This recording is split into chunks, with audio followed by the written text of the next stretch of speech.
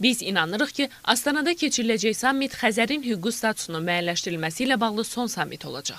Azərbaycan Xarici İşlər Nazirinin müavini Xələf Xələfov bu haqda Xəzərin hüquqi statusunun müəyyənləşdirilməsi ilə bağlı xüsusi işçi qrupunun 39-cu iclasının yekunlarına həsr olunmuş mətbuat konfransında dedi. O qeyd etdi ki, tərəflər həmin sammitdə konvensiya layihəsinin qəbuluna ümid edir.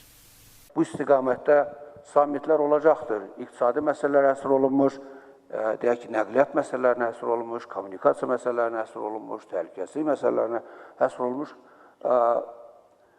sammitlər ola bilər. Amma biz arzu edərdik ki, Astana sammiti Xəzər dənizinin hüquqi statusunun qəbul olunması baxımından son sammit olsun. İran Xarici İşlər Nazirinin müavini İbrahim Rəhimpur isə bildirdi ki, Xəzərin hüquqi statusu ilə bağlı konvensiyanın 80% qədəri razılaşdırılıb.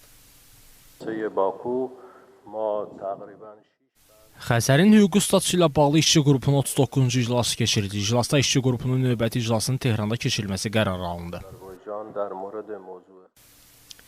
Astana sammitinə kimi konvensiya layihəsinin bütün müddəalarının başa çatdırılmasının vacib olduğunu bildirən Xələf Xələfov əlavə etdi ki, Həştərxan sammitinin nəticələri dövlət başçıları tərəfindən qəbul olmuş qərarların həyata keçirilməsi müzakirə edilib.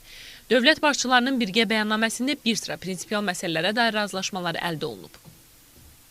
Hal-hazırdakı mərhələ demək olar ki, yekun mərhələnin başlanğıcı kimi qiymətləndirilə bilər. Çünki Xəzər dənizinin statusuna aid olan məsələlər 96-cı ildən və yaxud da 90-cı ilin əvvəllərindən fərqli olaraq bugün çox yüksək bir səviyyəyə qədər gəlib çatmışdır. Xəzərin hüquqi statusu ilə bağlı xüsusi işçi qrupunun növbəti iclası Tehranda keçiriləcək. Yaxın 1-2 ay ərzində keçirilməsi nəzərdə tutulan iclasın tarixi isə diplomatik yollarla dəqiqləşdiriləcək.